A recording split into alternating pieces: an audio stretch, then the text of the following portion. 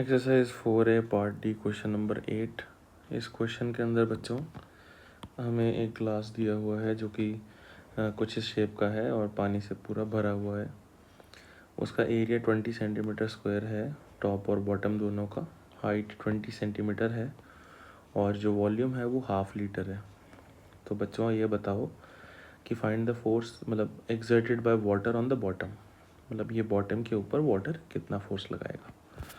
तो बच्चों इसका जो मेथड है वो ये है कि अपन ए पार्ट के अंदर जो फोर्स निकालेंगे that will B pressure at bottom multiply by area. ठीक है, तो सबसे पहले तो देखो प्रेशर क्या होगा।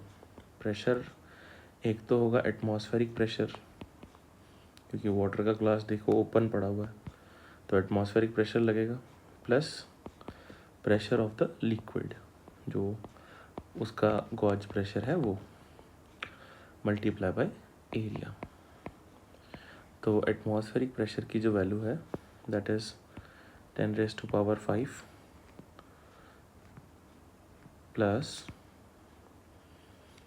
जो प्रेशर ऑफ लिक्विड है वो होगा h ρg में हाइट कितनी है बच्चों 0.2 मीटर्स, 20 सेंटीमीटर मतलब 0.2 मीटर, इनटू डेंसिटी जो है दैट इज़ 1000 किलोग्राम पर मीटर क्यूब वाटर की, इंटू जी की value 10 multiply by area, and area is 20 centimetre square, तो 20 इंटू 10⁻⁻⁴। तो जब अपन इसको कैलकुलेट करेंगे बच्चों तो ये आ जाएगा 204 न्यूटन्स।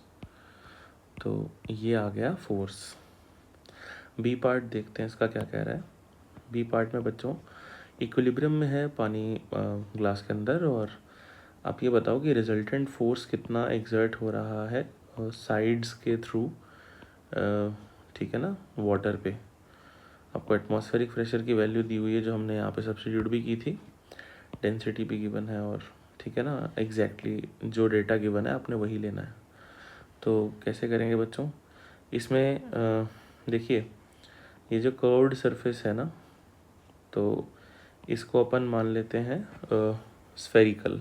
ठीक है, तो अगर आप स्फेरिकल मानोगे तो देखो बच्चों ये diameter of the sphere 20 centimetre है। तो बी पार्ट में जो रेडियस ऑफ द स्फीयर है वो आ जाएगा अपना 10 सेंटीमीटर या फिर 0.1 मीटर। अब बच्चों सबसे पहले तो हम ये देखेंगे कि भैया एवरेज प्रेशर कितना लग रहा है लिक्विड के through on the walls of container, क्योंकि देखो प्रेशर हाइट की वजह से वेरी करेगा। इस पॉइंट पे कुछ प्रेशर होगा लिक्विड का, इस पॉइंट पे कुछ होगा, तो मतलब वो यूनिफॉर्म नहीं है, तो आपको एक एवरेज प्रेशर निकालना पड़ेगा। तो एवरेज प्रेशर का जो रिलेशन होता है बच्चों वो होता है ρgh/2। ठीक है, तो ये रिलेशन आपको थ्योरी में पढ़ाया जाता है। तो डेंसिटी जो है 1000, जी की value 10, height 0.2/2 that is 1000 Newton per metre square. तो बच्चों टोटल प्रेशर कितना होगा मतलब ग्लास कंटेनर के ऊपर जो लग रहा है, तो टोटल प्रेशर जो है, total pressure is equal to PATM plus P average, है ना।